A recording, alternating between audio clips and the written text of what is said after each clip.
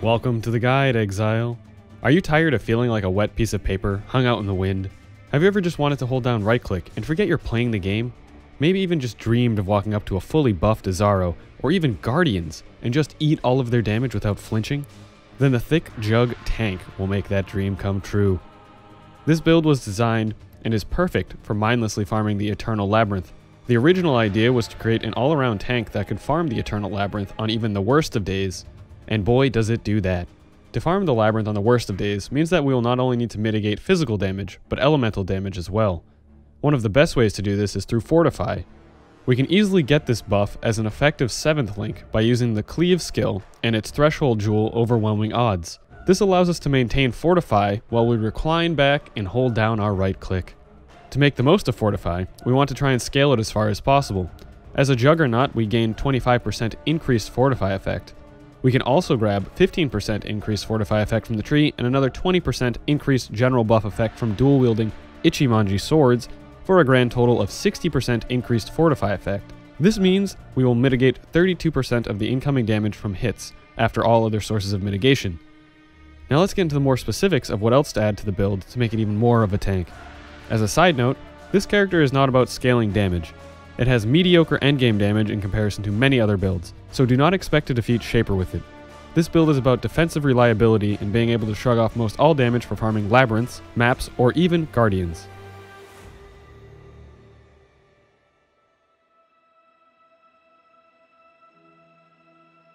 The THICC Jugg tank makes for a very safe, reliable, and easy to gear Eternal Labyrinth Farmer, and League starting character, that can take on all of the Guardians even with numerous damage mods.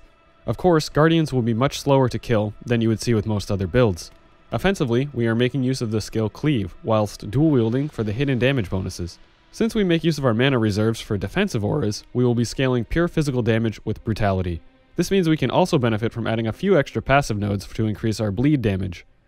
We will also make use of the Hemophilia unique gloves so that bleeding enemies explode for 5% of their life, helping out with our clear speed. An Ancestral War Chief will assist us in dealing damage and providing us more melee damage.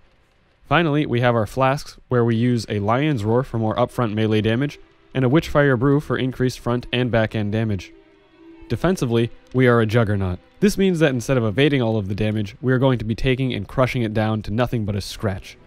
Now this is all going to be a little bit long-winded, but here are all of our defenses. Endurance charges. Our main mitigation comes in the form of endurance charges. These provide a flat 4% physical mitigation per charge. We get 8 for a total of 32% physical mitigation while they are up. At maximum endurance charges, the Juggernaut also provides a flat 8% reduced elemental damage taken. Armor. We gain more physical mitigation through armor from our gearing, doubling our chest's armor value, letting us easily hit anywhere between 15,000 to 48,000 armor depending on our itemization. Tukahama and Lunaris Pantheons. Since we are almost always stationary and surrounded by monsters, these Pantheons provide us up to 16% flat physical mitigation and 2% life regeneration. Very powerful bonuses with no overhead cost. Fortify. We are heavily scaling Fortify, which we gain through the Overwhelming Odds Threshold Jewel. As mentioned in the introduction, we scale Fortify up to a total of 32% damage reduction from all hits through the passive tree and itemization. Arctic Armor. This buff provides us with 15% less physical damage and 14 less fire damage taken on hit while we are stationary, with our increased buff effects. This is very powerful as we are always stationary while face tanking. Purity of Ice and Lightning. Since we make use of Arctic Armor to reduce our fire damage taken, effectively providing us plus to maximum fire resistance, these purities, combined with Ichimonji swords and an aura node in the tree, will provide us with plus 5 to maximum cold and lightning resistance at gem level 20. That is basically like having defensive elemental flasks up at all times. This is very powerful for not only mapping, but for fully elemental buffed Izaro. It also loosens up our gearing for resistances. Life Leech and Regen. We take the plus to maximum leech rate nodes in the tree to increase our maximum leech rate to a total of 28% of our life pool leeched per second. This is just 2% less than what the Slayer gets. We also gain a lot of passive life regen from the tree and endurance charges for a total of 16% of our life regenerated per second. Life Pool. We make use of a large life pool to be our buffer to eat whatever damage we may take. Depending on our itemization, we can easily reach over 7,000 life. This not only gives us a very big buffer, but also scales our leech and regen speeds relative to incoming damage, making it very important to go for as big of a life pool as possible. Enfeeble and Blind. Finally, we curse offending monsters with an Enfeeble after we are hit once to reduce their damage and make them less accurate, We will also apply a blind to our enemies with either a Stibnite Flask or via Warchief Totem. This makes them very unlikely to even hit us, but if they do, we sure have the defenses to back it up. Phew, that was a lot of explanation for our defenses, but as you can see, we make very strong use of many different and layered defenses to ensure that we mitigate all different types of damage. This means that we are reliably mitigating hit damage like it is nothing. The only thing to watch out for is chaos damage, mainly in the form of secondary types like desecrated ground or poison from hard-hitting monsters. As for playstyle, it is quite simple. We make use of an Enduring Cry to gain and sustain our endurance charges, although a lot of the time you will be able to sustain your maximum charges by just getting hit due to the Juggernaut Ascendancy. Then we Whirling Blades into a pack of monsters, cleave them, and watch them explode. For bosses, we simply drop down our totem and stand our ground. Sometimes you may have to move due to ground effects or degenerations. As a note for Eternal Lab, you can use Enduring Cry on the trap totems to gain and sustain your endurance charges. The passive trees and path of building paste bin are included in the description.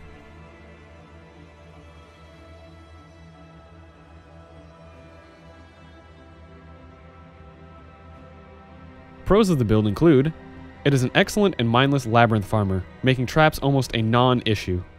Very strong and reliable defensive layers. It is very sustainable without any flasks for extended boss fights. It can face tank almost all bosses. It can run all map mods, including Physical Reflect. Cons: it is not the fastest mapper or boss killer.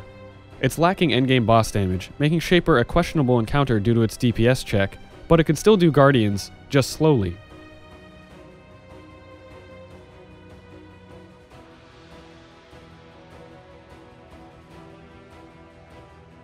For this build, we are choosing the Marauder Juggernaut. This class provides us with a wealth of defensive mitigations. Unyielding grants us damage and life regeneration whilst we have Fortify, along with the largest increased Fortify effect you can get anywhere in the game. Unflinching lets us passively gain endurance charges when we are hit, letting us effectively hold down right-click on bosses, along with a +1 to maximum endurance charges. Unrelenting grants us increased damage per endurance charge and reduced elemental taken while at maximum endurance charges, which is very powerful. It also allows us to possibly gain all of our endurance charges at once upon use of Enduring Cry or after we get hit once. Finally, Unbreakable doubles the armor rating from our chest plate and makes us stun immune. This is great if we make use of a well-rolled rare chest or a brass dome. For Ascendancy progression, I would follow this order.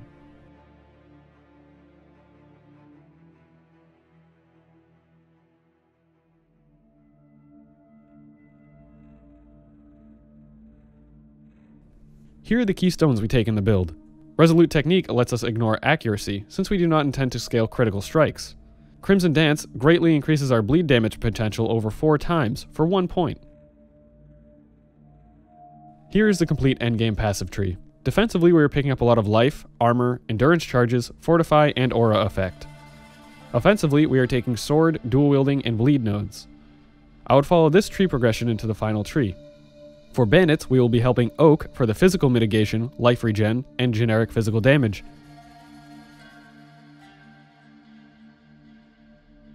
Some useful pantheons for the build include Soul of Lunaris, for more physical mitigation whilst we are near numerous enemies, which is almost all of the time, even on bosses. Soul of Solaris, for more physical mitigation while we are only near one enemy. This doesn't occur very often, but could still be useful on some bosses. Minor, Soul of Tukahama, for more physical mitigation and life regeneration while we are face-tanking bosses. Soul of Ralakesh, useful for lowering damage from labyrinth traps.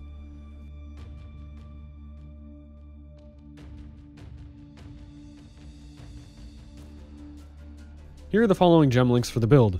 Support gem links are shown in order of importance. Gems with set level are either due to their effect not scaling with level, or requirement for cast when damage taken. In this setup, you can try any combination of Maim, Ruthless, and Multi-Strike. I found this setup with Multi-Strike, even though it does not scale bleed damage, was the most comfortable for mapping and bossing. It felt very similar to using Ruthless in its place damage-wise. If you choose to not use Maim on your links, make sure to put it on your War Chief. Here we are going to support War Chief with damage links and utility. I generally make use of Blind for extended fights like Guardian and Culling Strike for labyrinth farming. This cast when damage taken provides us with an always up Blood Rage for bossing and generating frenzy charges in maps. It also keeps our Golem and Enfeeble defenses up.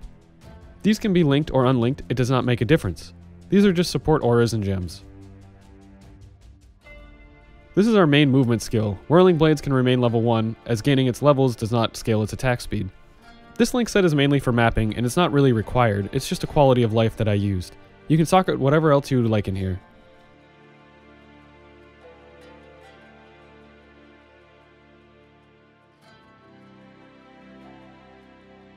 Here is the unique gear that I use in the build. Ichimonji. These swords are very useful for their 10% increased buff effect per sword, for a total of 20% increased buff effect while dual wielding. This is the only way to actually get this stat in the current state of the game. This not only scales our fortify, but our auras as well. They also provide us with a total of 10% reduced mana reserved while dual wielding, letting us reserve 3 of our auras with enough mana to use our skills. If you choose to not use these swords, you will need to get an Enlighten for your auras. Belly of the Beast. Even though this chest does not have a large amount of innate armor for the Juggernaut's Unbreakable node, it provides us with a lot of raw life. Raw life can be used to mitigate more than just physical damage and scale our leech and regen rates, and I found this more reliable since we have so many other sources of physical mitigation. However, a well-rolled rare armor chest can be used just as well. Hemophilia. These gloves provide us the remainder of our bleed chance, damage against bleeding targets, and explode enemies with 5% of their life, which is very nice for mapping. Comb's Way. This is a very powerful ring that not only provides us with another endurance charge, but 0.4% life regen per endurance charge, with 8 charges that is 3.2% life regeneration. Perseverance. This is a great belt for mapping, as it provides us more speed by giving us 100% uptime on Onslaught. For serious bossing, I generally swap this out for a big leather belt with over 140 life. Although, if you do have over 6500 life, this can be a comfortable belt to use even in bossing scenarios. For farming the Labyrinth, I make use of a weapon swap with a Brightbeak and Prismatic Eclipse. In the Brightbeak, I socket a Leap Slam, faster attacks, and blood magic, and I color the Prismatic Eclipse with 3 green sockets for the 36% global attack speed bonus. This lets me quickly traverse Labyrinth, traps, and tile sets. This is also a great weapon swap to use on any build that you'd plan to farm the Labyrinth with. Here are other optional uniques. Belt of the Deceiver. This is a good starter belt to boost your damage and provide some defenses. The Brass Dome. An excellent choice for a chest to gain massive amount of armor. This is only really useful if you plan to do pure physical encounters like Izaro or Minotaur. Otherwise, you simply lose out on a lot of valuable life and resistances with this chest. Red Blade Tramplers. Like with the Deceiver, this is a good starter set of boots to provide some offense and defense. For rare gear, we will be looking at armor-based gear. Here are the affixes that you want to look out for on gear, along with all of the rare gear that was used on my character.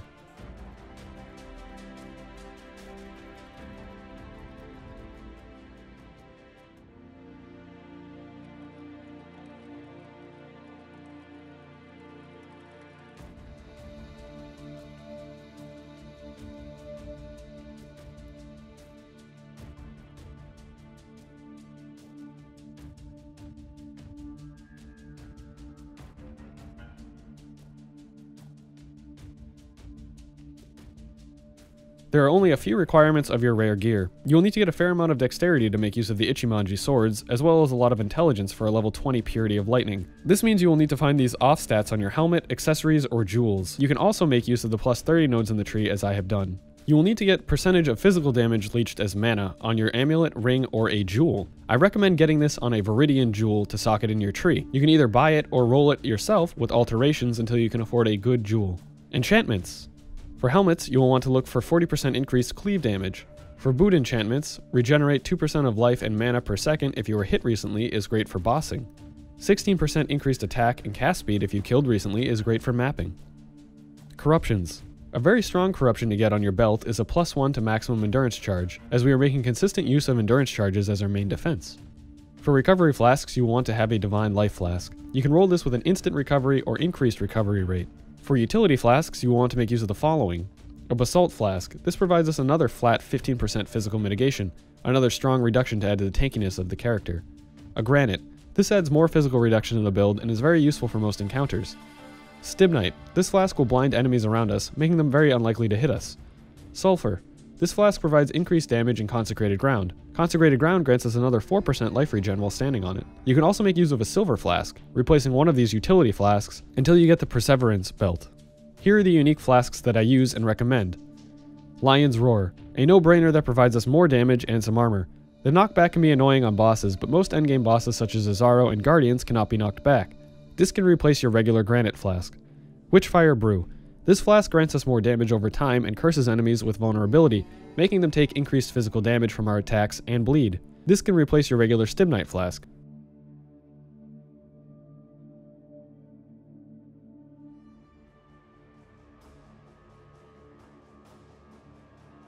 Leveling this build is very straightforward in easiness due to the tankiness of the build, but as always there are many leveling uniques that make the experience much faster, easier, and more fun.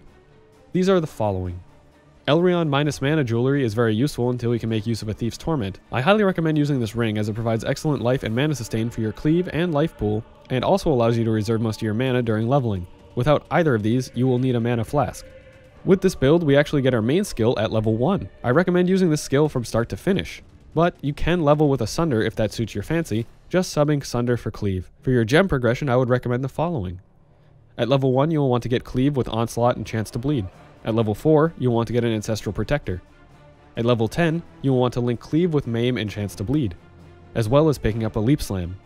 At level 18, you can grab Herald of Ash and Arctic Armor. You'll want to link cleave with Maim and Chance to Bleed and melee physical damage. At level 28, you will want to get your Ancestral War Chief and link that with Bloodlust, melee physical damage, and Maim. You can mess around with using Herald of Ash and or Hatred during the early levels before picking up Brutality at level 38. After you get Brutality, simply fill out the rest of your supports according to the aforementioned gem links.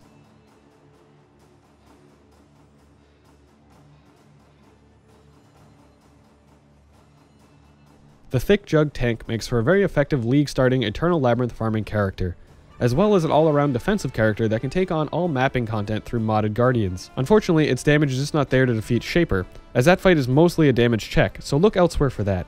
But if you want to mindlessly farm the Labyrinth on any day, this is the character for you. I had a lot of fun eating hits that would kill most other characters, and I think you will too. As always, thanks for watching, and I'll see you in the next one, Exile.